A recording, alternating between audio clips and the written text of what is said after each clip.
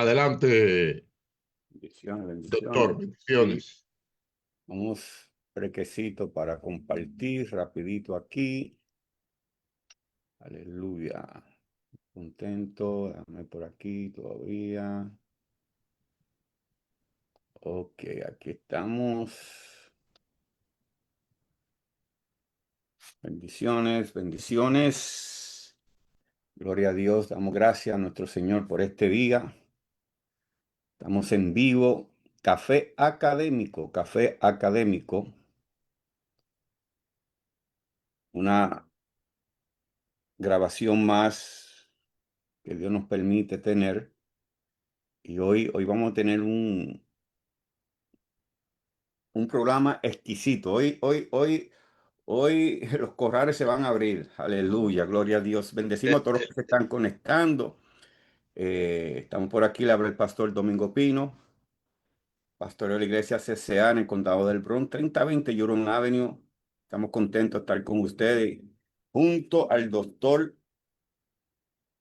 Elías Paulino. Doctor, de un saludito a toda esta audiencia que se está conectando. Amén. Amén, amén. Gracia y paz. Bendiciones del Eterno. Bendiciones del Eterno para usted y su familia. Salud a todos aquellos que ya están conectados y a los que se van a conectar en los próximos minutos y los que lo van a ver en diferido. Gracia y paz. Verdadero saludo. Amén, amén, amén. Bendiciones, bendiciones. Qué bendición, bendición estar nuevamente, poder compartir una enseñanza al pueblo de Dios. Hoy tenemos un tema. El tema de hoy es la guerra espiritual. Uy, qué tema, qué tema. Hoy vamos a estar hablando sobre los mitos, las mentiras, los abusos, las falacias y los errores doctrinales que muchas veces vemos en los púlpitos con este famoso tema, la guerra espiritual. Así que comparta este video que va a ser de mucha bendición. Hoy, hoy lo que verdaderamente vamos a compartir va a ser muy libertador y queremos que comparta este video. Es necesario que el pueblo de Dios entienda, conozca la verdadera verdad de lo que es la guerra espiritual. Es una bendición, una vez más, poder enseñar estos tipos de enseñanza al pueblo de Dios. Bueno, yo creo que vamos a tratar de aprovechar el tiempo mientras se siguen conectando. Saludamos a todos los que ya están presentes. Y doctor, vamos a comenzar con este tema, ya que es un tema donde se puede hablar tanto. Hemos elegido ciertas preguntas que creemos que son necesarias que el pueblo entienda con este tema tan polémico que verdaderamente pues vemos los abusos, vemos cuánta gente también se han hecho, eh, um, como decir, ricos económicamente vendiendo ciertos libros con ciertos Exacto. temas que doctrinalmente están totalmente fuera de la palabra de Dios. Ahora, para comenzar, doctor, y aprovechar el tiempo, porque sé que hay gente que ya quieren comenzar a oír, queremos que apunte, oigan, vuelvo y digo, comparta el video, perdón, que va a ser de mucha bendición. Doctor, haciéndole la primera pregunta, ¿cuál es la realidad presente que existe acerca de la guerra espiritual? Amén. El asunto de la guerra espiritual, el tema de la guerra espiritual, muchos por ignorancia, desconocimiento, han caído en la trampa de lo que han escuchado de otros que están errados. Entonces, en la contemporaneidad evangélica, especialmente en los contextos carismáticos, neopentecostales, pentecostales, la denominada guerra espiritual ha evolucionado de un concepto bíblico legítimo a una amalgama, a una mezcla de prácticas heterodoxas heréticas, supersticiones sincréticas, sincretismos, una industria lucrativa, yo le llamo industria lucrativa de liberaciones masivas, Uf. mapas espirituales, apóstoles de rango superior y mercancía sacralizada bajo una pretensión de ortodoxia. Se han infiltrado elementos de folclore brujérico, ¿Cómo? brujérico, Mm. mágico, satánico, diabólico, demoníaco, misticismo pseudocristiano y una demonología fantasiosa que está totalmente divorciada de la exégesis responsable, la Biblia y la teología bíblica. Por eso queremos en este programa exponer los fundamentos, las falacias, las mentiras, los mitos, los abusos, proponiendo un marco bíblico teológico congruente primero con la fe apostólica y acorde a la exégesis y la hermenéutica y la correcta interpretación de las Sagradas Escrituras. Wow, excelente, excelente, doctor. Ahora, basado en este tema que hemos visto en las iglesias, los púlpitos, todavía vemos cómo siguen usando esta doctrina de la manera incorrecta.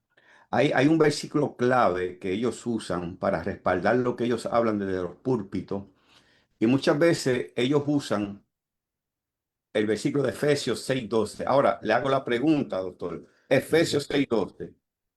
¿Habla de guerra espiritual? Porque tenemos que ser claros, porque ese es el versículo clave que ellos usan. Claro, claro, Ahora, claro. ¿habla Efesios 6:12 de guerra espiritual?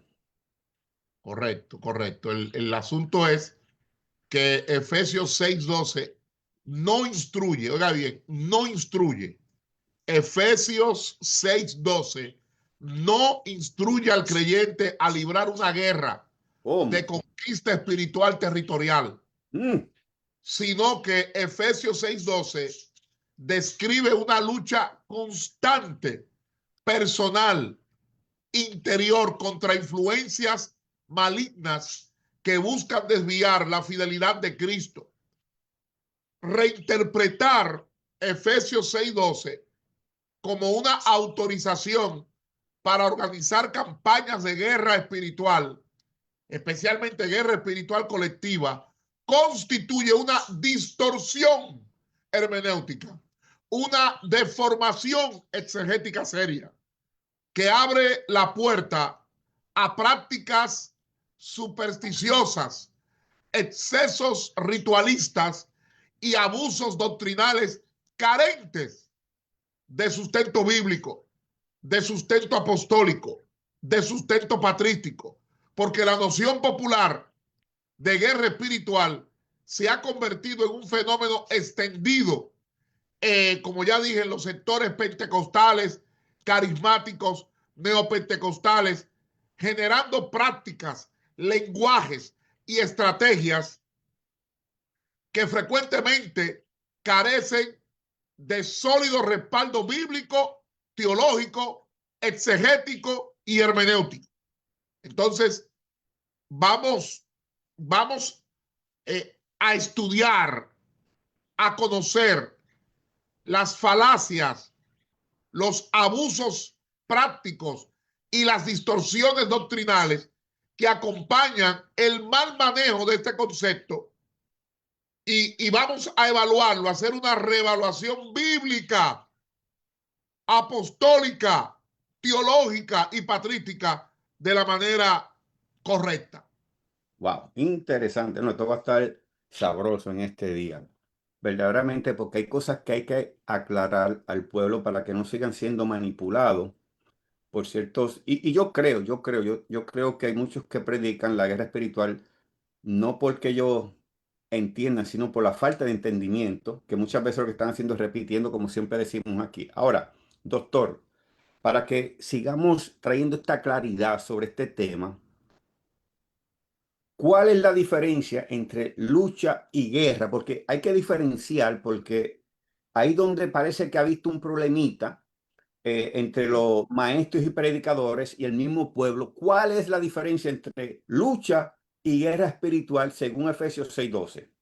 Bueno, todos aquí sabemos, yo no lo sabemos de memoria, Efesios 6:12, porque no tenemos lucha contra sangre y carne, sino contra principados, contra potestades, contra los gobernadores de las tinieblas de este siglo, contra huestes de maldad, o sea, huestes espirituales de maldad en las regiones celestes. Ahora, cuando hacemos un análisis filológico,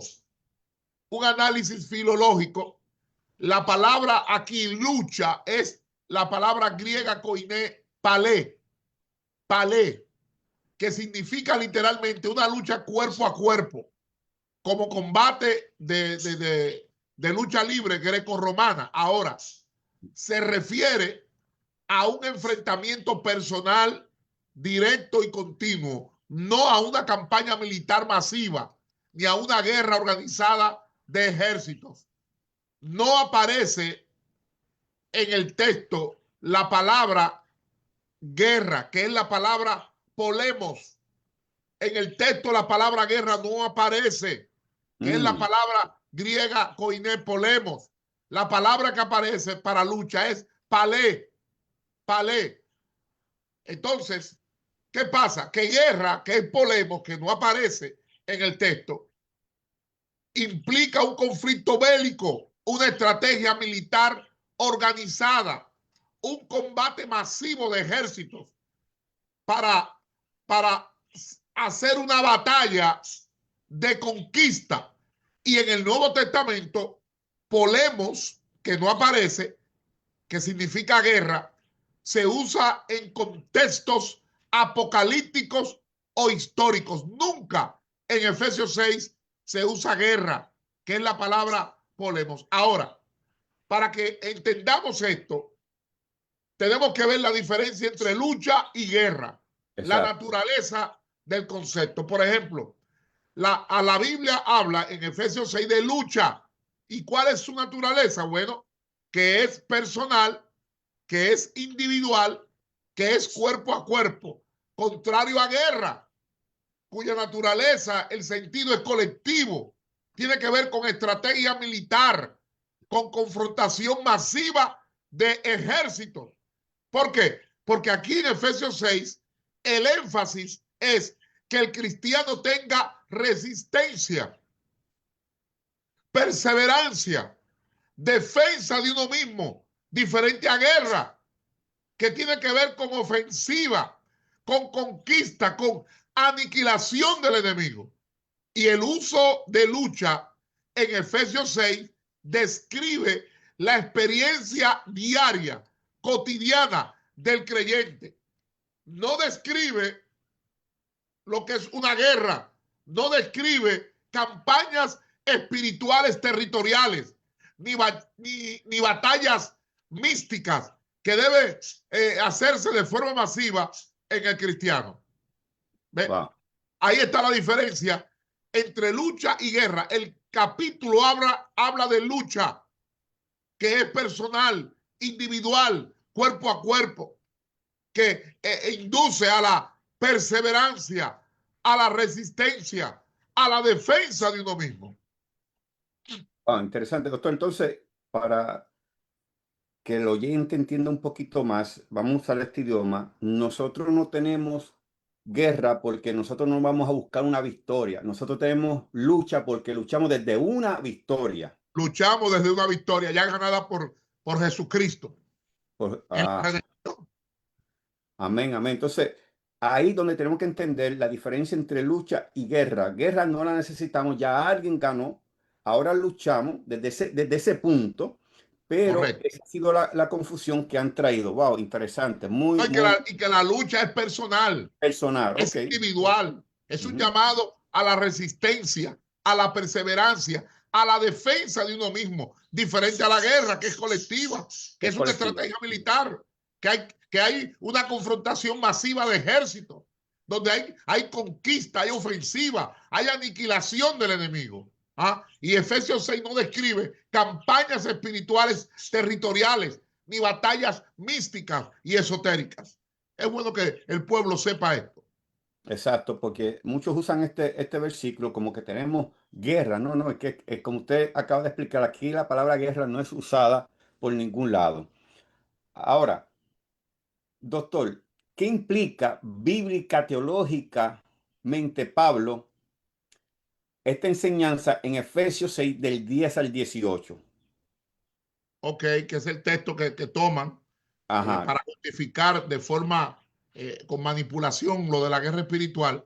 La correcto. implicación bíblica y teológica, aquí en Efesios, Pablo enseña un combate espiritual continuo y personal. O sea, ¿qué queremos decir? ¿O qué es lo que Pablo quiso enseñar? Que cada creyente resiste tentaciones, engaños y ataques sutiles del enemigo, permaneciendo firme mediante la armadura de Dios. Pablo Pablo no autoriza a organizar guerras espirituales colectivas. Ahí en Efesios no hay mandato de atacar territorios. Óigalo bien. Ahí en Efesios Pablo no está mandando a atacar territorios, a destruir fortalezas demoníacas geográficas, ni hacer campañas de mapeo Wow, espiritual. Oiga bien, ahí Pablo no está haciendo eso. Tales conceptos derivan de una extrapolación, de una no exégesis, sino de una eisegesis sin base textual. Eso es lo que Pablo está enseñando. wow, interesante, doctor. Entonces, lo que está pasando con los maestros y predicadores en día de hoy, que a Efesios 6 lo que se le está es interpretando, pero de la parte que se está inyectando lo que el verso no está diciendo. Correcto, correcto. Eso es lo que ha pasado. Eso es lo que está pasando. Wow. Y muchos practican toda esta manipulación por ignorancia. Al no tener un conocimiento bíblico correcto, al no tener quien le enseñe correctamente, caen en la trampa de hacer estas prácticas. ¿Ve? Entonces hay una frasecita, bueno, a mí me funciona. Entonces no todo lo que te funciona es bíblico. Exacto, exacto, es bueno. No todo lo que te da resultado es bíblico. Ujú. No, Eso, totalmente, totalmente. sí, Estamos de claro, porque imagínense que a los testigos, a toda esta gente, algo le funcione, no quiere decir que es bíblico, porque le esté no, funcionando. Sí, no. amén. Quisiera rapidito, antes de seguir, doctor, si la pastora, perdón, la doctora estuviera por ahí y le pudiera responder a Antonio Díaz, que está haciendo una pregunta sobre la universidad. Antonio Díaz, lo tengo aquí, que la doctora lo vea, a ver si le puede contestar rapidito a nuestro hermano. Amén. Ahora, Sí. interesante, doctor, lo que usted está explicando. Estamos claros, tenemos que entender que lo que están haciendo estos predicadores, estos maestros, es coger el versículo, pero lo están interpretando a su manera, inyectándole. Entonces, cuando el pueblo no conoce, no estudia, pues lo que hace es recibir una palabra que verdaderamente no es bíblica, sino es la opinión de él, basado en lo que él piensa y a lo que él quiere interpretar. A lo que él quiere que la gente escuche. Escucho, wow, tremendo, Ese es el tremendo. problema. Ok, ¿qué errores doctrinales, le hago esta pregunta, doctor, se derivan cuando se confunde lucha con guerra en el Nuevo Testamento? Es una, es una pregunta que pudiéramos estar una hora hablando de ello. Ahora, vamos a intentar resumirlo brevemente. ¿Cuáles errores doctrinales se derivan cuando se confunde lucha con guerra? Bueno, primero, confundir lucha con guerra fomenta Mm, prácticas teatrales, procesiones, gritos masivos, intercesión, show con mapas. También otro error doctrinal es que desvía al creyente de la verdadera disciplina espiritual. ¿Cuáles son? La oración, la fe, la integridad moral, la integridad de carácter, la predicación del evangelio. Pero también otra distorsión que ocurre a nivel doctrinal es que genera la confusión de lucha con guerra, genera dependencia de supuestos ungidos guerreros espirituales que venden soluciones rituales. Y eso lo vemos, que fulano o fulana son especialistas en eso. ¿Cuál es el principio correcto? Que es una lucha personal, no es una guerra para hacer espectáculos. Y la lucha es la perseverancia en la fe, en la oración, en la resistencia al pecado, diferente a una guerra mística, que es una construcción sin base exegética que inyecta a través de la manipulación errores doctrinales. Wow, wow. Quisiera en esa misma línea, ya que usted tocó ese punto, doctor, ¿cuál es el texto y fundamento bíblico real y teológico de la lucha espiritual? Entonces, ¿tú sabes cuál sería el fundamento bíblico real que usted nos Bueno, podría claro, enseñar? claro, hay un fundamento bíblico real, el contexto bíblico y teológico, porque la escritura enseña que la vida cristiana implica una lucha espiritual, eso hay que reconocerlo. Efesios capítulo 6, lo que citamos, Efesios capítulo 6, versículos 10 al 18, y segunda carta a los Corintios, capítulo 10, versículos 3 al 5. Esta lucha es importante que los oyentes, los que están conectados, sepan esto. Esta lucha, sin embargo, no prescribe rituales esotéricos ni técnicas mágicas, que hay muchos rituales esotéricos, gente que usa elementos que aparentan ser bíblicos, espirituales. Por ejemplo, la unción de la harina, el ungir con sal, con leche, Uy. el ungir con vino. O sea, esta lucha no prescribe rituales esotéricos, brujéricos, ni técnicas mágicas, sino una vida de fe, oración, vigilancia y obediencia a Cristo. Porque esta lucha espiritual no se fundamenta en fórmulas esotéricas, ni conjuros místicos, ni prácticas de manipulación mágica. Por el contrario, esta lucha prescribe y exige una vida caracterizada por fe sólida, oración perseverante, discernimiento vigilante y una obediencia radical a la autoridad de Cristo, quien es el único vencedor. Oiga bien, Cristo es el único vencedor definitivo sobre todo poder maligno. De modo que en un contexto bíblico y teológico de la lucha espiritual, la Escritura reconoce la existencia de una lucha espiritual auténtica. Efesios 6:12 identifica la verdadera naturaleza de la batalla.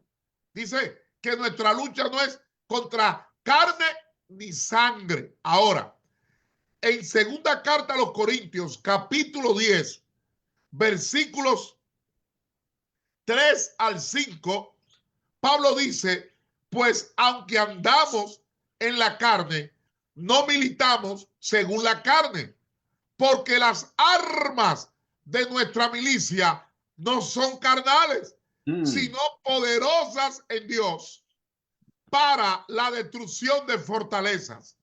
Y el versículo 5 dice, derribando argumentos y toda altivez que se levanta contra el conocimiento de Dios y llevando cautivo todo pensamiento a la obediencia a Cristo.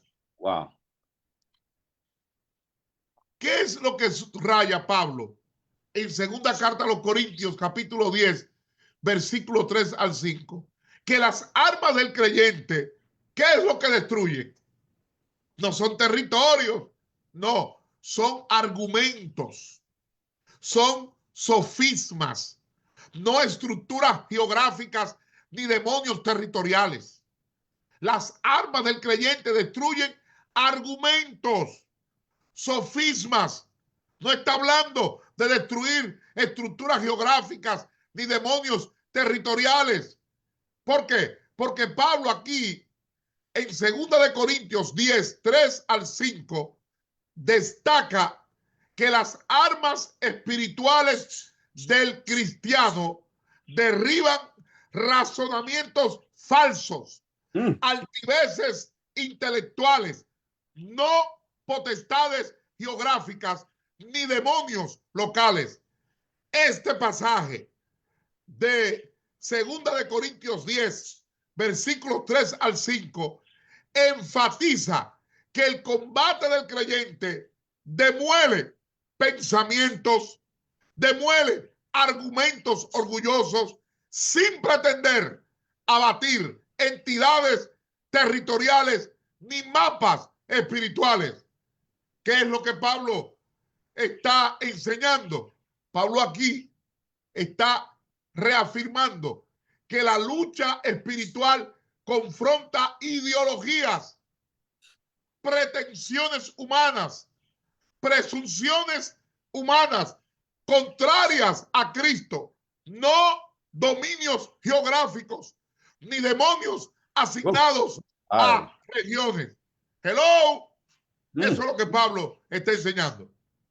Bueno, doctor, ay Dios del cielo, usted aquí usted ha tocado una vaca sagrada. Entonces usted está hablando de que esta cuestión que muchos predicadores, supuestamente guerreros espirituales, supuestamente, dicen hay que atar al hombre fuerte o hay que conquistar este territorio. Esas son falacias bíblicas, manipulativas, falacias teológicas, falacias producto de un invento de un hombre que, como Dios le ha permitido llegar a una posición de influencia, ¿verdad? Ahí actúa el propio pensamiento de la persona, no la palabra. Ahí actúa el propio noema de la persona. Oiga bien, no el Espíritu Santo. Son interpretaciones personales que lamentablemente por años y décadas se han usado para manipular a los incautos, manipular a los inocentes, manipular a los que desconocen la palabra. No. Y usted cuando ve incluso los pasos que ellos se inventan, usted dice, pero estamos frente a una lucha espiritual bíblica o a un centro de magia y brujería esotérica. ¿Cómo? Porque está lleno de misticismos, de argumentos, que es lo que Pablo manda a derribar, antibíblicos.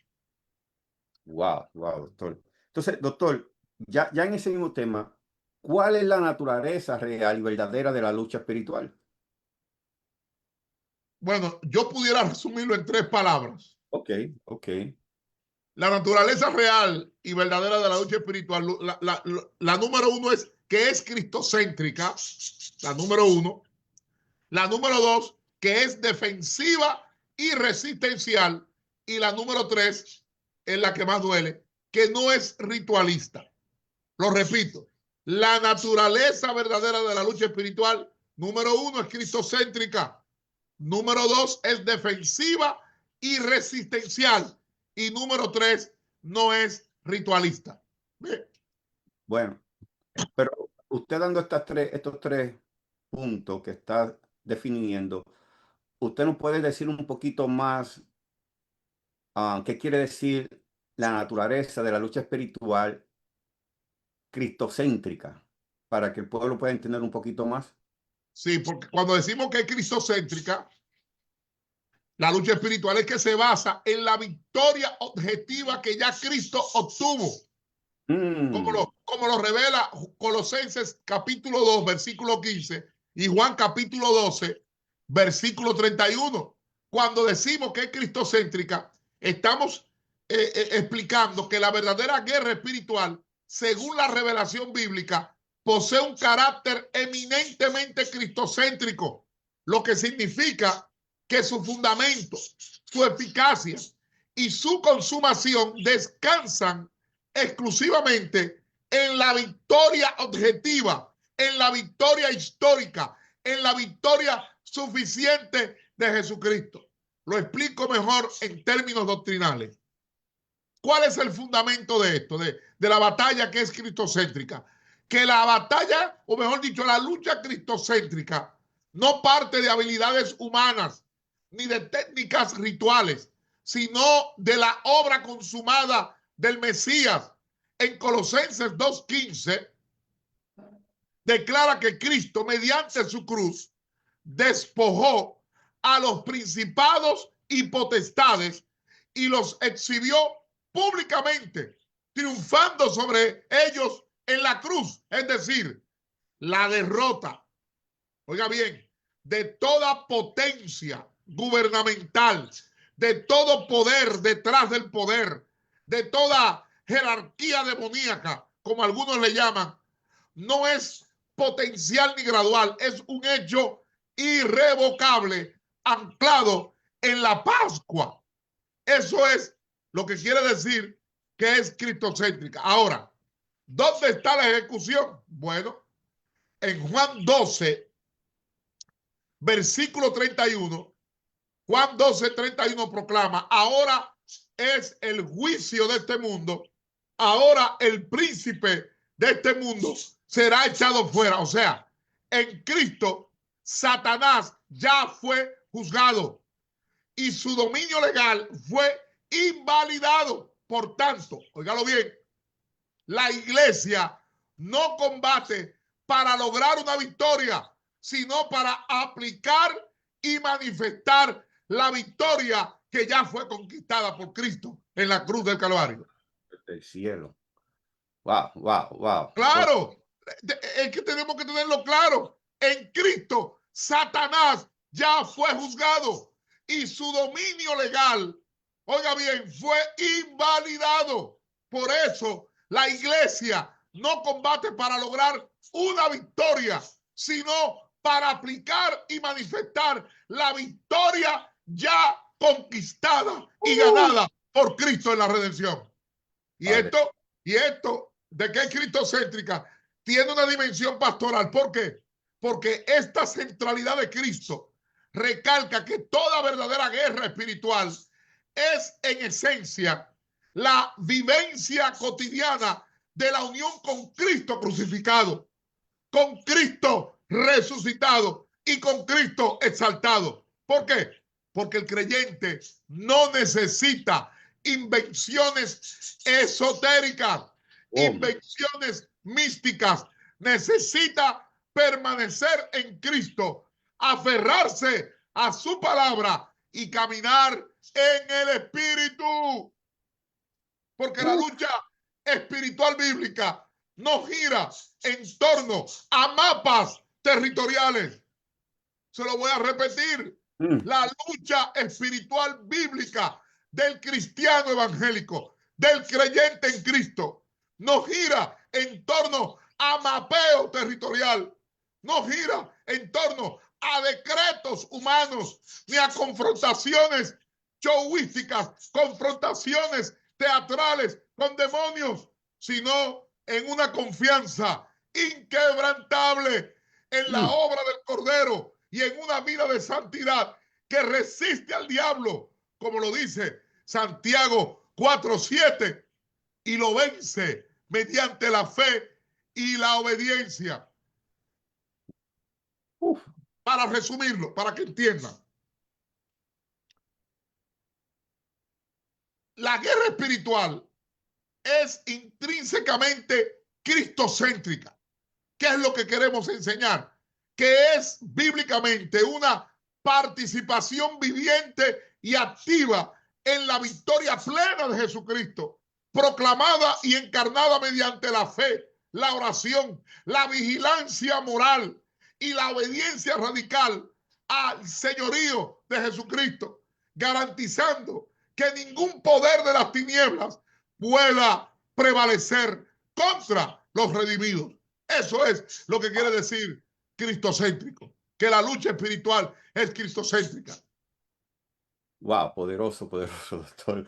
Ahora, para que podamos tener esa base de estas tres definiciones que usted dio breve, ¿qué significa y qué quiere decir que la naturaleza de la lucha espiritual es defensiva y, y resistencial? Defensiva y resistencial. Bueno, eso implica, cuando decimos que la lucha es defensiva y resistencial, implica vestir la armadura de Dios como está establecido en Efesios capítulo 6, versículos 13 al 18, pero también resistir firmes en la fe, como lo establece Primera de Pedro, capítulo 5, versículos 8 al 9. Pero la parte que muchos no quieren hacer es someterse a Dios, como está establecido en Santiago 4:7. Someteos pues a Dios, resistid al diablo y huirá de vosotros. ¿Qué quiere decir que la lucha es defensiva y resistencial? Bueno, en la enseñanza bíblica, la verdadera guerra espiritual posee un carácter fundamentalmente defensivo y resistencial, lo que significa que el creyente no es llamado a ejecutar ofensivas místicas o asaltos territoriales contra potestades, sino a mantenerse firme, bien protegido y vigilante, aplicando los recursos espirituales que Dios ha provisto para resistir todo asalto del maligno. Ahora, ¿cuál es el fundamento exegético para esto? Bueno, Efesios capítulo 6, versículos 13 al 18, habla de que debemos vestir la armadura, toda la armadura de Dios. Pablo, escribiendo desde la prisión, está instruyendo y dice, por tanto, tomad toda la armadura de Dios, ¿verdad? Para que podáis resistir en el día malo y habiendo acabado todo, estar firmes, como lo establece ahí en el versículo 13 de Efesios 6. Ahora, note algo, que el énfasis no está en atacar demonios. ¿Oh, cómo? No, pero ahí está, hay que leer bien. Ay, el padre. énfasis ahí no está en atacar demonios, sino en permanecer inamovibles, en permanecer firmes contra engaños, contra escaramuzas, trucos, tretas, estrategias y tentaciones. Hello. La armadura comprende elementos defensivos. ¿Cuáles son? Verdad, justicia, fe, salvación. Y una arma ofensiva singular. ¿Cuál es? La palabra de Dios, que corta las falacias, que corta el engaño, que corta las mentiras. Fíjense que Primera de Pedro 5, 8 al 9 habla de resistir firmes en la fe. ¿Por qué? Exacto. Porque Pedro exhorta a una comunidad que en ese momento está siendo perseguida por el Imperio Romano. Por eso dice, sed sobrios y velad, porque vuestro adversario, el diablo, como león rugiente, anda alrededor, buscando a quien devorar, al cual resistid firmes en la fe. Entonces, ¿qué vemos aquí? Que la estrategia es doble. Implica vigilancia constante, lo que quiere decir sobriedad y alerta espiritual, pero también una resistencia activa mediante la fe inquebrantable, porque la estrategia es doble. Lo repito, vigilancia constante, que implica sobriedad y alerta espiritual, y resistencia activa mediante la fe inquebrantable. Ahora, Santiago 4:7 habla de someterse a Dios. ¿Por qué? Porque Santiago formula la clave más contundente. Someteos pues a Dios. Entonces, resistid al diablo y huirá de vosotros. O sea, que la resistencia eficaz no se logra mediante técnicas rituales, ni por ritos, ni por palabras mágicas, sino por una rendición absoluta al señorío de Dios. Eso es lo que quiere decir. Someteos pues a Dios. Oiga, la resistencia eficaz no se logra mediante técnicas rituales, sino por una rendición absoluta al señorío de Dios que desactiva el poder del tentador. ¿Qué es lo que estamos enseñando? Bíblica, teológica y pastoralmente. Oiga, defensivamente, el creyente se fortifica en la protección espiritual que proviene de la comunión con Cristo y la obediencia a su palabra, porque la armadura simboliza la totalidad de los dones redentores que ya están disponibles en el Evangelio. Ahí está la justificación, ahí está la fe, ahí está la verdad, ahí está la salvación, ahí está la oración perseverante. Por eso hablamos de defensiva. Ahora hablamos de resistencial, porque la lucha espiritual se despliega como una oposición firme, consciente y perseverante contra toda influencia maligna que intente debilitar la fidelidad del creyente, la fidelidad del discípulo. ¿Por qué? Porque resistir implica no ceder ante tentaciones, ante seducciones, ante herejías, ante la persecución, ante engaños doctrinales que se han infiltrado como doctrina verdadera. No, eso es lo que quiere decir que resistimos. Resistencial quiere decir que no es ofensiva ni exorcística en un sentido ritual, porque el Nuevo Testamento no enseña a atacar territorios. El Nuevo Testamento no enseña a atar demonios regionales ni a realizar actos de confrontación teatral.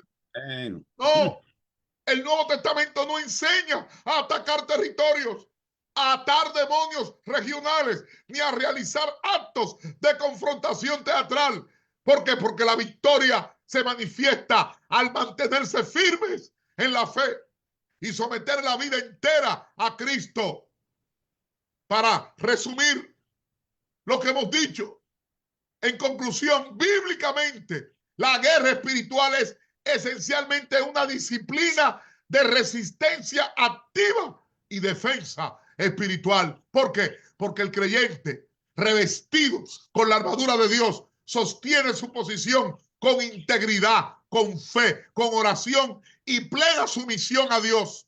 Y esto neutraliza así las artimañas del diablo y lo mantiene invicto hasta el día de la consumación. Por eso, aquí la clave está, Efesios 6 del día al 18, vestirse de la armadura completa y resistir en el día malo. En Primera de Pedro 5, del 8 al 9, te manda a tener sobriedad, a tener vigilancia, a tener resistencia firme. Y en Santiago 4:7 te manda a someterte al señorío de Jesucristo con la sumisión a Dios como escudo supremo contra el enemigo. Eso es lo que quiere decir defensiva y resistencial.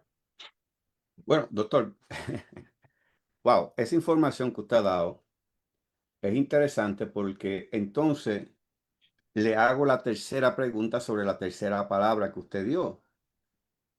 ¿Qué significa y qué quiere decir que la naturaleza de la lucha espiritual es no ritualista? Porque aquí tenemos un problema, doctor, dentro de los templos y las iglesias, donde hay gente, como usted acaba de hablar, trayendo sarta, trayendo aceite, harina. Muchas veces pues tienen que salir amuletos, que vamos a orar ahora y vamos a dar 3 vueltas y tocar esto y tocar aquello y vamos a brincar y, o sea, que vamos a marchar.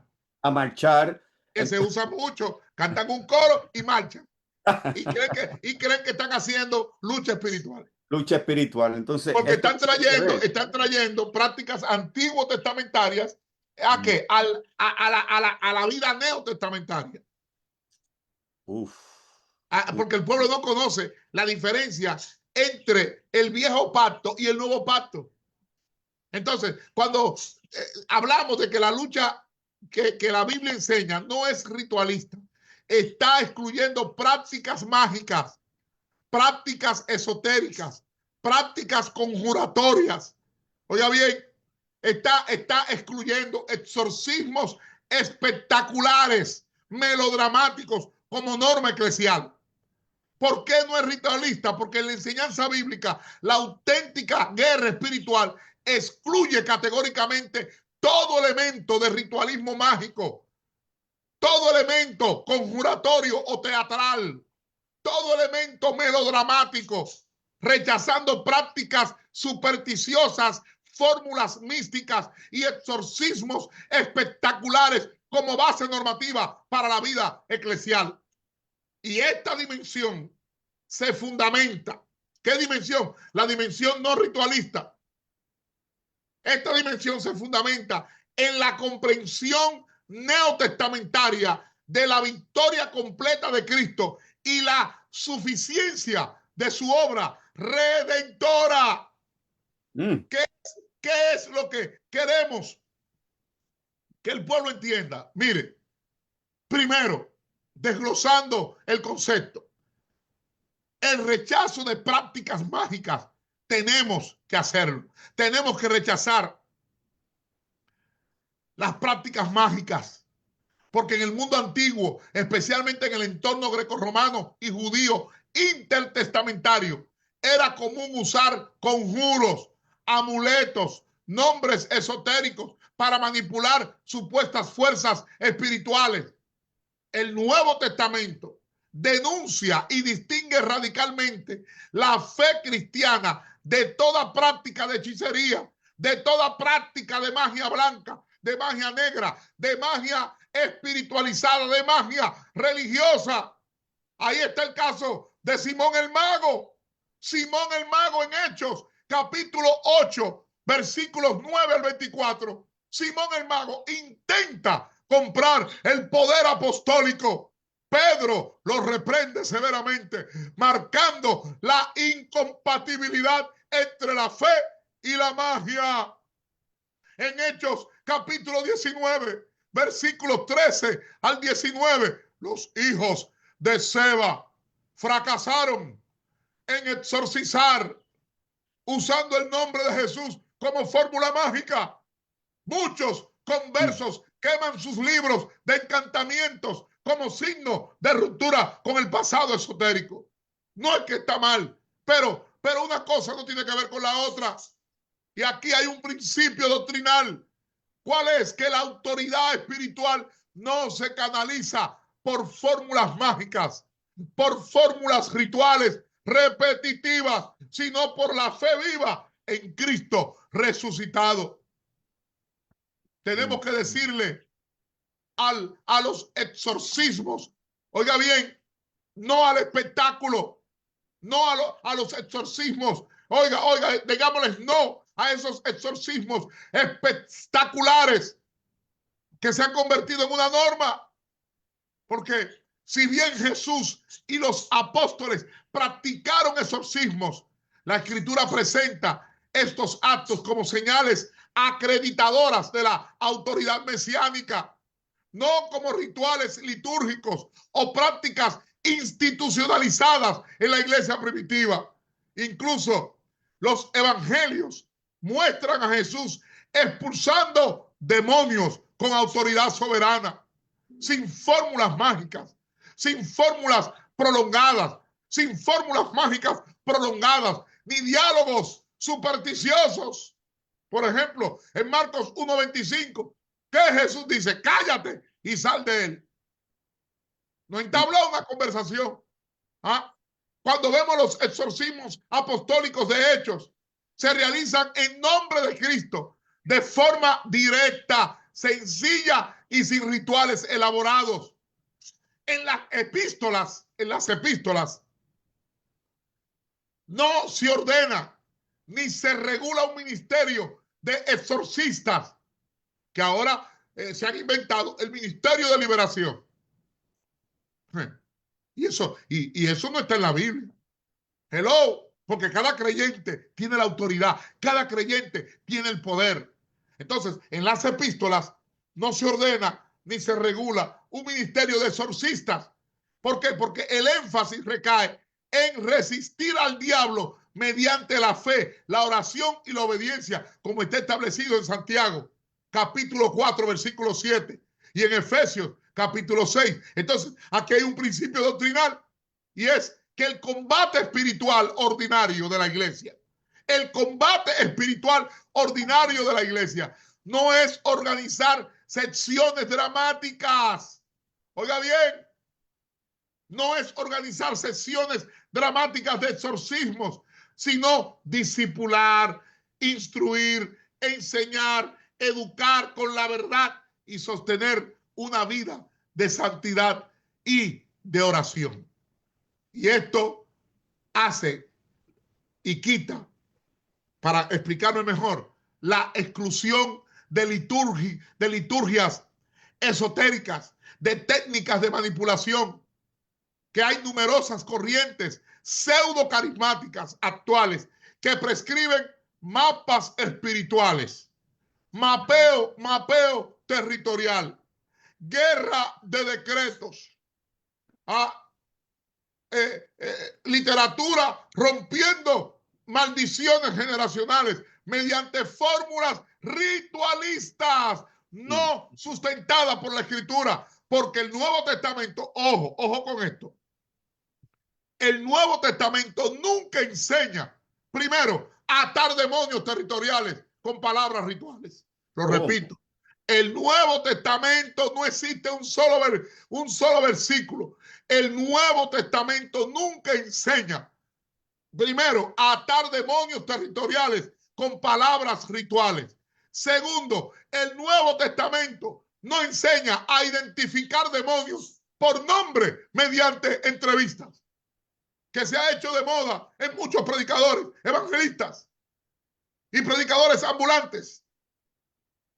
El Nuevo Testamento no enseña a que tú identifiques el demonio por nombre mediante entrevista, porque toman el ejemplo del endemoniado gadareno, sacándolo de contexto. El Nuevo Testamento tampoco enseña a hacer liturgias para limpiar casas, limpiar negocios. Hello. No, echar aceite en negocios, echar aceite en casas, a romper maldiciones familiares como una praxis ordinaria. El Nuevo Testamento no enseña eso. Pablo advierte incluso en Colosenses, capítulo 2, versículo 18, nadie os prive de vuestro premio, afectando humildad y culto a los ángeles, entremetiéndose en lo que no ha visto, vanamente hinchado. Oiga bien, y eso está ocurriendo. Muchos predicadores y ministros hinchados, vanamente hinchados por su mente carnal. Colosenses, capítulo 2, versículo 18, lo establece. Y ahí hay un principio doctrinal.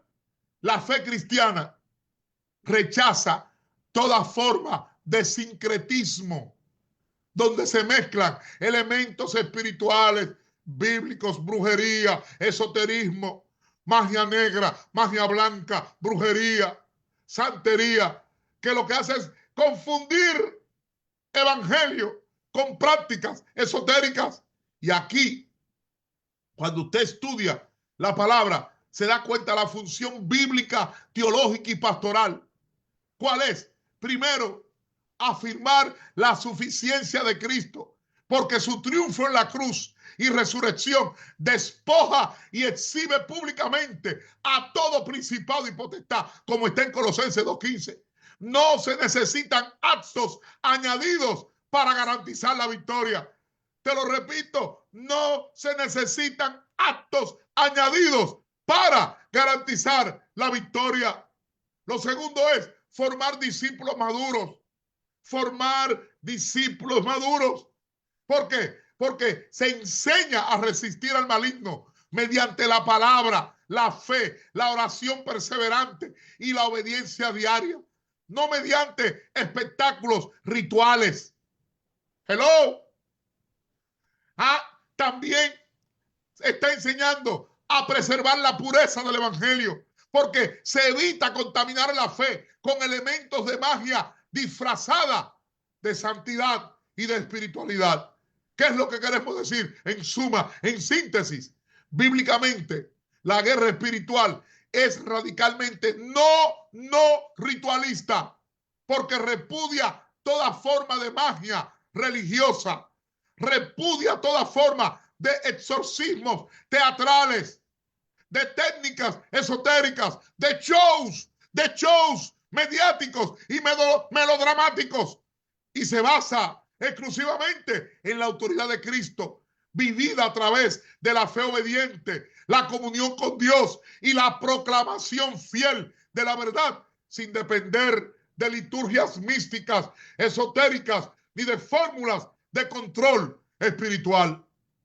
Por eso, Simón el mago fue denunciado de querer comprar el poder espiritual en Hechos 8, del 9 al 24. Los hijos de Seba fracasaron en sus exorcismos imitativos y quema de libros mágicos en Hechos 19, versículos 13 al 19. Y fíjense que el exorcismo de Jesús fue directo y sin rituales en Marcos capítulo 1, versículos 21 al 28. Por eso, Colosenses capítulo 2, 8 al 23, nos hace la advertencia contra filosofías huecas, esos shows que hacen muchos evangelistas y predicadores itinerantes y ambulatorios de agendas. Son filosofías huecas, prácticas esotéricas, religiosas, fuera de la Biblia, fuera de la verdad. Y Pablo en Colosenses nos advierte contra esas filosofías huecas que son prácticas religiosas, esotéricas, a los cuales a muchos evangélicos les gusta el show. Y se congregan para ver un show, no para ser transformados por la palabra. Wow. Bueno, doctor, yo creo que usted ha tocado muchos puntos de preguntas que yo tenía aquí, pero hay algo que quisiera tocar y es interesante. Y una de las preguntas que quiero hacerle, pero también quiero tocar este punto es, usted habló de lo ritual y esto es algo que la iglesia se practica mucho porque esa toca la parte emocional de las personas. Y hoy en día está bien, no nos quejamos, no criticamos, todo se puede hacer de la manera correcta, pero entonces hoy en día la iglesia a través de las danzas, a través de los instrumentos. Queremos llevar esta guerra espiritual, supuestamente, porque hay que danzar una danza de guerra. Bueno, yo no sé de dónde sacaron eso. Eh, el predicador tiene que decir, bueno, que sube el piano, la batería, porque vamos a hacer guerra. Entonces tú necesitas el piano, necesitas la batería, porque supuestamente ahí es donde está la autoridad. Entonces, todas estas cosas no le ponemos atención y la gente, doctor, porque aquí donde está el punto, la gente le gusta esto, porque son controladas emocionalmente, ¿ves? Por estos predicadores. Y es aquí donde yo quiero, doctor, porque hago yo la pregunta. Oiga bien, doctor. Esto parece que el sacrificio de Cristo no fue completo y ellos tienen la autoridad para terminar supuestamente lo que Cristo no hizo, una liberación total.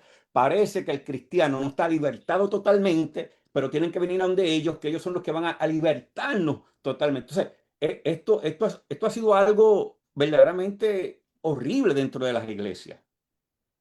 Horrible dentro de la iglesia. Ahora, según lo que usted ha hablado, ¿cuáles son las distorsiones y falsas teorías que se han desarrollado con la guerra espiritual, que es lo que estamos hablando? Todo esto ha sido algo que verdaderamente, y la gente no han despertado, y por eso es que estamos trayendo estos tipos de enseñanza. Mire, yo esta madrugada hice una lista de más de 40 distorsiones contemporáneas. Una lista de más de 40, me quedé por la número 48, que la iglesia practica como que son bíblicas y son herejías. Es antibíblico. ¿Por qué? Porque los movimientos de guerra espiritual han desarrollado teorías ajenas a la tradición bíblica, a la tradición apostólica, a través de manipulación. Voy a mencionar algunas. Ejemplo, estamos hablando de las distorsiones. Mapeo espiritual territorial. Uf, Dios del cielo. Eso no es bíblico. Interrogación de demonios. Eso no es bíblico. No me venga con que Jesús le preguntó al endemoniado gadareno, ¿cómo te llamas? Hello. Y el que respondió, ¿quién fue? Fue el demonio. No fue que Jesús afirmó y dijo legión. ¿Por qué? Hay que conocer el contexto de por qué dijo legión. Porque los judíos veían al imperio romano como el diablo. Hello. Los judíos veían al imperio romano como cerdos, como jabalí. Pero ese es otro tema. Otra distorsión. Ritos de atadura y despojo basados en extrapolaciones indebidas de pasajes narrativos. Ritos de atadura y despojo. Romper maldiciones generacionales a través de actos místicos y esotéricos. Atar y desatar erróneamente. Atar al hombre fuerte. Oiga bien, la Biblia, oiga esto, la Biblia no manda a ningún creyente, porque es una mala interpretación de lo que Jesús está queriendo enseñar. La Biblia no manda a ningún creyente a atar al hombre fuerte. Que ese es un tema que vamos a tratar en el futuro. Ya lo hemos tratado, pero eso es una distorsión. Malas prácticas al malinterpretar el reino de los cielos sufre violencia en Mateo 11, versículos 12 al 14. ¿Ah? Sincretismo con prácticas de chamanes. Si usted no sabe lo que es un chamán, búsquelo, ponga chamán con CH o con SH. Sincretismo con prácticas chamánicas. También esto crea dependencia psicológica, porque solo hay un ungido que puede reprender y echar fuera los demonios. Señores, eso crea dependencia psicológica en los más débiles. Porque si no es fulana o fulano, los demonios no salen. ¿Y quién ha dicho eso? ¿Quién ha dicho eso? Y esto lleva a un fraude y a una mercantilización de la fe. Fraude y mercantilización de la fe. Esto lleva a una desviación de la fe centrada en Cristo. Esto lleva a influencias extrabíblicas y a sincretismo esotérico espiritualista con espiritismo, brujería y magia. Esto lleva a las malas influencias del neopentecostalismo. Malas influencias del neopentecostalismo. Espiritualidad oriental y esoterismo disfrazado de cristianismo. Esto lleva a corrientes como la terapia de liberación, de eso vamos a hablar, porque es una línea. Especialistas en terapia de liberación. ¿Dónde en la Biblia habla de eso? Especialistas en guerra espiritual estratégica, porque la manipulación inventa. Todo eso carece de base bíblica, de base teológica, de base hermenéutica, de base exegética, de base patrísticas. Hay una mercantilización a través de libros, de retiros, de campañas de liberación como industria religiosa. ¿Por qué? Porque se explota el miedo y la ignorancia bíblica, se explota el miedo y la ignorancia teológica, se explota el miedo y la ignorancia interpretativa de la palabra de Dios. Hay una ignorancia y un desconocimiento de las diferencias entre poder del diablo, autoridad del diablo y derecho legal. Yo no sé si me están entendiendo. Hay una ignorancia y un desconocimiento entre conocer la diferencia entre poder del diablo, autoridad del diablo y derecho legal. Pero también está la creación de mitos y falacias de la llamada guerra espiritual, que han creado, la lista es interminable, creación de mitos y falacias de la llamada guerra espiritual. Y si seguimos, no terminaríamos. Imagínense.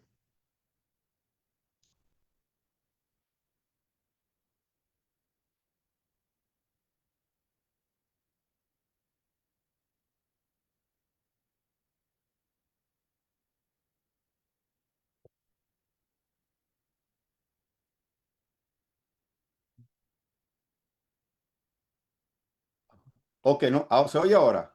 Ahora se oye, no sé, yo Ojo. no lo estaba escuchando. Sí, sí, sí. Parece que yo le di sin querer aquí.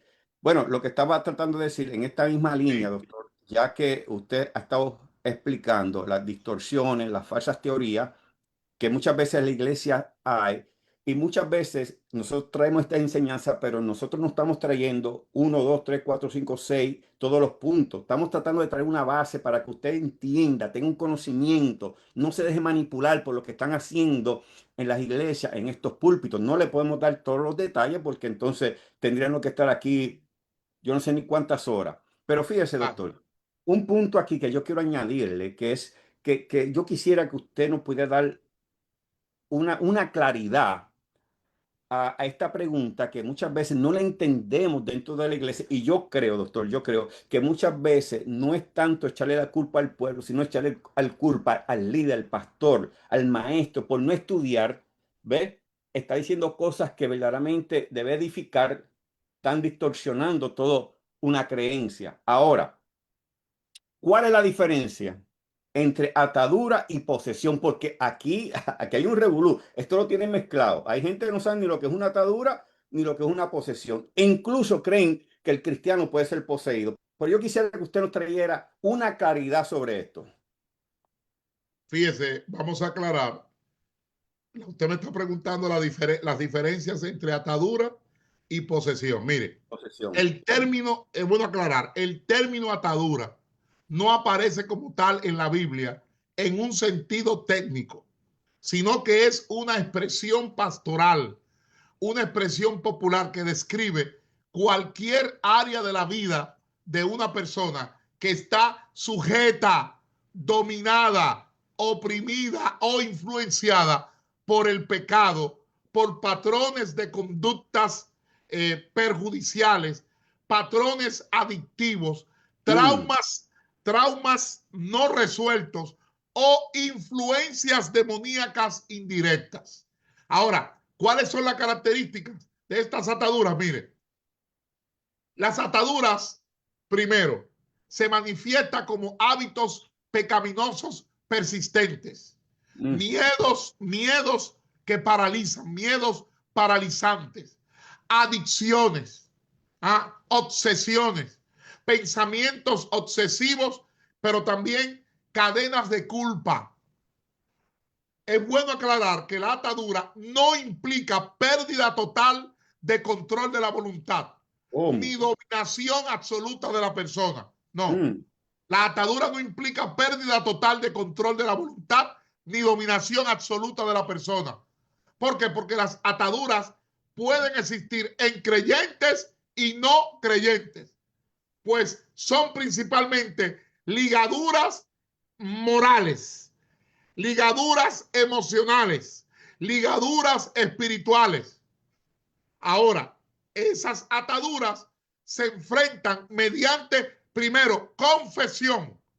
Y para confesar, primero hay que reconocer. mm, Segundo, con arrepentimiento. Tercero, renovación de la mente. Y en algunos casos, oración de liberación no ritualista. Oiga bien, oración de liberación no ritualista, centrada en la obra de Cristo, sin hacer show, sin hacer espectáculo. ¿Ah? Por eso, cuando vamos al fundamento bíblico implícito de las ataduras, en Juan 8:34, dice que todo aquel que hace pecado, esclavo es del pecado. En Juan 8:32, ¿qué dice? Conoceréis la verdad y la verdad os hará libre. Y en Gálatas capítulo 5, versículo 1, nos dice que para libertad nos hizo libres Cristo. ujú, Ahora, en la posesión, perdón, en la posesión, en la Biblia, La posesión demoníaca se describe como una ocupación y control parcial o total de la persona por parte de uno o más espíritus malignos, afectando su mente, afectando su intelecto, afectando sus emociones, afectando su conducta e incluso afectando su cuerpo. Ahora, ¿cuáles son, mejor dicho, las características de la posesión? Primero, la posesión se manifiesta con fenómenos de control compulsivo, con manifestaciones físicas inusuales. Usted ve que la persona dice que oye voces, que hay una fuerza normal, que hay un conocimiento oculto, incluso hay hasta blasfemias. Y en casos extremos, el individuo pierde la conciencia y pierde el control de su voluntad cuando hay posesión. En la Escritura, la posesión se observa claramente en personas que no están regeneradas por el Espíritu Santo. Entonces, la liberación implica un encuentro directo con la autoridad de Cristo, como se observa en los evangelios. Ya hemos citado Marcos capítulo 5, versículos 1 al 20, y Lucas capítulo 8, versículos 26 al 39. Fíjese que en Mateo 12, versículo 22, dice que le trajeron un endemoniado ciego y mudo y le sanó. Incluso en Lucas 4, 41 nos relata que habían salido muchos demonios de muchos, dando voces y diciendo, tú eres el Hijo de Dios. Ojo, en el siglo I, cuando no se conocía el origen de una entidad, se le añadía o se le decía, está poseído por un demonio. Es bueno hacer esta aclaración ahora. Fíjense, hay diferencias claves. Vamos, para que nos entendamos. No es lo mismo ataduras que posesión. En las ataduras, cuando vamos a definirla, tenemos que hablar obligatoriamente de ligaduras de pecado, traumas e influencias opresoras. En la posesión, cuando vamos a definirla, tenemos que hablar de un control demoníaco directo del cuerpo y de la mente. Ahora, el nivel de control en la atadura es diferente al nivel de control en la posesión. En la atadura, el nivel de control es parcial, indirecto y mantiene autonomía. Pero en la posesión puede ser casi total, porque afecta a la voluntad y afecta a la conciencia. Ahora, ¿cuál es la diferencia entre a quién afecta la atadura y a quién afecta la posesión? O que la atadura o las ataduras afecta a creyentes y no creyentes, pero la posesión solo afecta a no creyentes, a personas que no tienen coexistencia con el Espíritu Santo. ¿Y por qué este asunto de que la posesión no afecta a los creyentes? Porque el Espíritu Santo no coexiste con demonios. Por eso no existen cristianos evangélicos, hijos de Dios e hijas de Dios, endemoniados y poseídos. Wow. No existe. No existe. Es una falacia inventada. Entonces, ¿cuáles son las manifestaciones de las ataduras y la posesión? Bueno, las manifestaciones de las ataduras es que en las ataduras hay un pecado persistente, hay adicciones, hay patrones conductuales perjudiciales, hay miedos, hay pensamientos destructivos.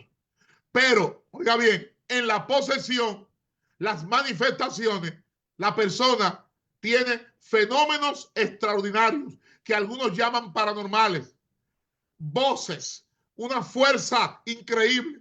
Hay un conocimiento sobrenatural. Por eso, la liberación en las ataduras es diferente a la liberación en las posesiones. La liberación en las ataduras es con confesión, arrepentimiento, discipulado y oración. La liberación en las posesiones obligatoriamente hay que hacer un exorcismo bíblico con autoridad en Cristo, sin hacer show. ¿Ah? Por eso, las ataduras, bíblicamente, es un concepto derivado de la esclavitud al pecado. Pero la posesión bíblicamente está claramente descrita en los evangelios. Cuando usted analiza y compara de forma pastoral las ataduras y la posesión, el enfoque de las ataduras es pastoral y discipular, porque enseñar la verdad bíblica, orar, restaurar la identidad en Cristo y fomentar comunidad y rendición de cuentas, ¿ah?, es lo que se hace cuando hay ataduras. Muchas ataduras son en realidad patrones de pensamiento, patrones de conducta que requieren renovación de la mente y sanidad interior. Ahora, la posesión requiere discernimiento genuino para diferenciarlo de trastornos psiquiátricos, de trastornos psicológicos. ¿Ah? Porque en la posesión, la liberación se basa exclusivamente en la autoridad de Cristo, sin fórmulas rituales, sin fórmulas mágicas, sin fórmulas rituales mágicas y esotéricas. Wow. Y ojo, la posesión no es común en creyentes auténticos sellados por el Espíritu Santo. Porque un creyente sellado por el Espíritu Santo no puede ser poseído por demonios. Eso es así. ¿Y cuál es nuestra conclusión? Bueno, que las ataduras son áreas de esclavitud espiritual, son áreas de esclavitud emocional que atan la libertad del creyente, pero no anulan su voluntad ni su salvación. Ahora, la posesión, hay un control demoníaco directo, hay un control demoníaco evidente, hay un control demoníaco dramático. Y esto está restringido solo para personas sin la morada del Espíritu Santo. Ambos problemas, tanto las ataduras como la posesión, encuentran solución en la verdad del Evangelio, en la obra consumada de Cristo y la práctica de una fe viva con acompañamiento bíblico, acompañamiento pastoral y, de ser necesario, acompañamiento clínico. Por eso Juan 8:36 dice: si el Hijo os libertare, seréis verdaderamente libres. Interesante, sí. Interesante. Doctor, bueno, el tiempo ya corrió demasiado, ya tenemos que casi terminar, pero, doctor, fíjese, usted lo que está diciendo, y quisiera que el oyente, los pastores que están presentes, podemos decir, doctor, que el 80% de la gente del cristianismo, del creyente, dentro de la iglesia, tiene atadura, no posesión. Entonces, correcto. El problema es que cuando los pastores no entienden la diferencia, para ellos todo es posesión. Están reprendiendo Claro.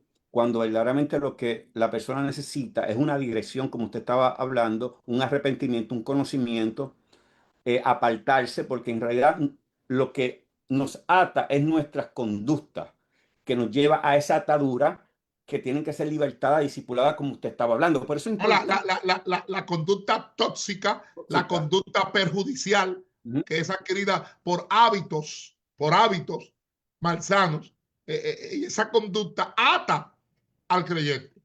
Correcto. Y por eso es importante que se entiendan lo que ocurre dentro de la iglesia, que a todo lo que vemos estamos llamando que están poseídos. Y eso es totalmente erróneo dentro de la iglesia. Por eso es que es bueno que el pueblo entienda, los pastores entiendan, y es bueno que compartan este video. Hay mucho más que podemos hablar, pero estamos tratando de darle la base para que puedan entender. Ahora, doctor, ya que el tiempo ha corrido, quisiera por lo menos que usted nos dijera cuáles son las consecuencias teológicas y pastorales de estos errores de manipulación de la mal llamada guerra espiritual, porque hay una consecuencia que estamos viendo por esto, ¿no?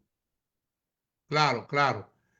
Ahí, fíjense, ahí están los mitos y las falacias, que lo dejaríamos para el próximo programa, porque la lista es larga. La lista es larga. Por eso quise no darle esa pregunta, porque ahí usted hay como 5 mitos, falacias, que yo quisiera que te las rompiera con tiempo, Sí, porque sí, sí. yo creo que lo podemos dejar para la próxima semana No, porque no, vamos claro. a tener Claro. el tiempo, porque yo sé que el pueblo quiere oír eso. Los mitos, porque todos los mitos van acompañados de una falacia. Ujú. Oiga, cada mito, lo vamos a dejar para la semana próxima. Cada mito está acompañado de una falacia. Hello. Entonces, la pregunta, ¿cuáles son las consecuencias teológicas pastorales de estos errores de la manipulación de la guerra espiritual? Miren, lo primero es que esos errores de la guerra espiritual, lo primero que ha hecho es que ha hecho una cristología devaluada, porque el centro de la fe se desplaza de Cristo a Satanás. Voy a resumir. Lo otro es que establece, en segundo lugar, un autoritarismo carismático, porque Mm. fomenta la dependencia en super ungidos y super ungidas. Y los pastores tienen culpa de eso. Uf. Perdónenme, los pastores, perdónenme, pero ustedes son culpables de eso. Mm. Porque fulana como habla duro y habla con fuerza, usted cree que eso es unción. Usted está equivocado. Usted desconoce la palabra. Hay un autoritarismo carismático que fomenta la dependencia en super ungidos y super ungidas. Muchos ministros, líderes y pastores tienen la culpa de eso. Está también la mercantilización de la fe. ¿Por qué? Porque nosotros somos culpables de que estos super ungidos y super ungidas se lucren, hello, a través de exigencias que si Jesucristo estuviera corporalmente presente, los reprendiera.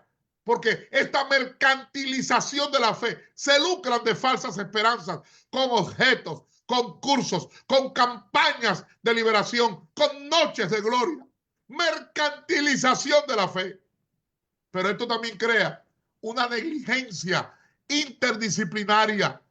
¿Por qué? Porque se sataniza la consejería, se sataniza la psicología, se sataniza la psiquiatría y se descuida, se desatiende la psicología, se desatiende la medicina, especialmente la medicina preventiva y la consejería responsable. Hay una distorsión eclesiológica porque sustituye la comunidad de discipulados por espectáculos, que es lo que hay ahora. Cada evento, un espectáculo. Cada evento, un show. Porque lo que se quiere no es transformación, es un show mediático. ¿Ah? De exhibicionismo, de megalomanía, de egolatría, de culto a la personalidad, de culto al ser humano, de veneración idolátrica al hombre. Se sustituye la comunidad de discipulados por espectáculos de poder. Estoy resumiendo. Yo creo que con esas 5 que he mencionado, Sí.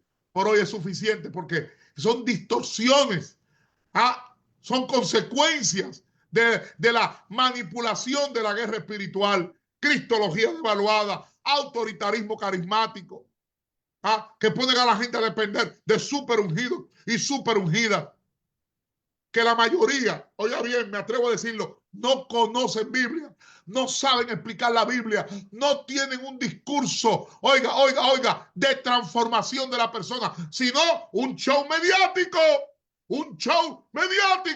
donde ellos aparecen como los héroes del salón de la fama. Y la gente sale más hablando de ellos que de Cristo. Hay una mercantilización de la fe, una negligencia interdisciplinaria, una distorsión eclesiológica. Eso es lo que hay actualmente. Pero la semana que viene vamos a ver los mitos y falacias de la mal llamada guerra espiritual. Aleluya, no, doctor, poderoso, poderoso. Yo creo que ha sido muy edificante y tengamos en cuenta este tipo de manipulación que se viste de espiritualidad, porque ese es el punto. Todo es una vestimenta y lo que se está llevando es una manipulación personal, porque es personal. ¿ves? Donde Él se lleve los aplausos, Él se lleve todo lo que verdaderamente debe.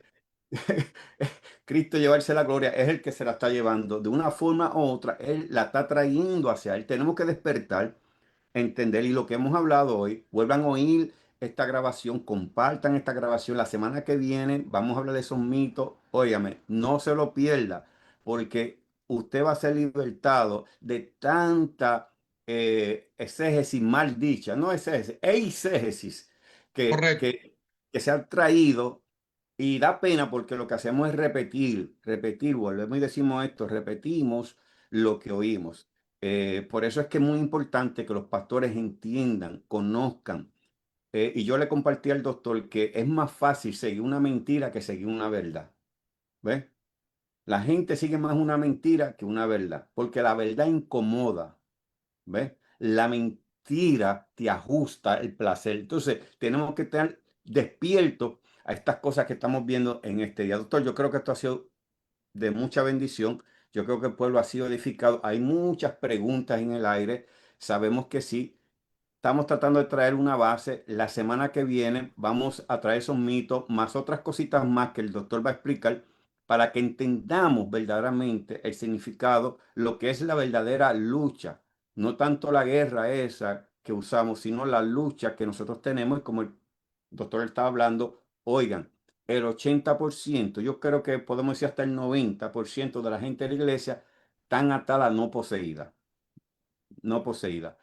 Y es bien importante lo que el doctor acabó de decir, discipular, entender qué es lo que sucede dentro de la iglesia, que de hecho, doctor, más adelante, terminando ya la semana que viene, vamos a entrar en unos temas porque tenemos que tocar los dones espirituales, tenemos que tocar lo ministerial, tenemos que tocar lo profético, porque eso es otra cosa que está dañando a la iglesia, está paralizando a la iglesia de una u Y otra forma. no, que mucha gente que dice que operan en lo profético, lo que están es desvirtualizando lo profético a nivel Uf, bíblico. demasiado, demasiado.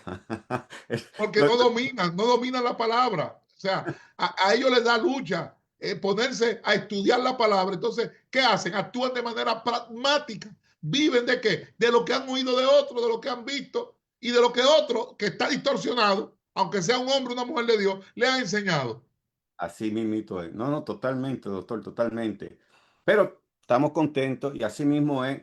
Evangelista Félix dice que es necesario que la verdad incomode. Sí, así es, y despierte. Y eso es lo que estamos tratando de hacer con esta enseñanza. Doctor, qué bendición. Quisiera que rápido dejara la información sobre la universidad porque han estado preguntando. Es muy importante que deje dónde se pueden conectar o a quién deben de llamar. Sí, pueden llamar a este programa. Llega a ustedes como cortesía de la universidad online, que está se puso online, virtual, desde antes de la pandemia. BCC Adonai Elohim Christian University. Su modalidad Zoom virtual online. Puede llamar a la doctora Idekel, repito, doctora Idekel, al número de WhatsApp 1917 417-5258. Repito, número de WhatsApp 1917-417-5258. Ahí pueden comunicarse con la doctora Idekel para cualquier información de la universidad BCC Adonai Elohim Christian University, la cual nosotros amablemente dirigimos. Amén. Así que todo el que quiera entrar a la universidad, ya le dieron la información, puede llamar, ahí va a aprender cosas que verdaderamente muy pocas universidades la están enseñando. No porque estoy aquí delante del doctor, he sido parte de esta universidad, he aprendido demasiado en esta universidad y creo que es de mucha bendición para cada oyente y pastores que necesitan aprender la palabra de Dios para tratar de arreglar este problema que tenemos dentro de las iglesias. Así que, doctor, esto ha sido una gran bendición. Queremos despedirnos. La próxima semana vamos a estar hablando de estos mitos. Mitos, vamos a concentrarnos ahí. Vamos a hablar de los mitos y falacias Falacias. que han surgido de una mal llamada guerra espiritual. Esto va a estar poderoso. Así que, nada, mis hijos, los bendigo. Damos gracias. Les hablo el pastor Domingo Pino junto al doctor Elia Paulino. Ha sido una gran bendición. Esperamos que compartan esta grabación. Acuérdense que va a estar un solo tiempo, creo que es una semana o dos, que lo van a dejar solamente en Facebook. Luego lo va a poder ver en YouTube, donde el doctor lo va a estar poniendo. ¿Cuál es la página, doctor? Doctor Paulino Oficial con 2 F. Okay. En YouTube, Doctor Paulino Oficial. Ya en 4 o 5 días este video va a estar disponible en YouTube. Amén. Así que nada, muchas gracias, bendiciones, gracias y paz, doctor. Una vez más, gracias. Gracias y paz. Y será hasta la próxima. Dios me lo bendiga a todos. Bendiciones.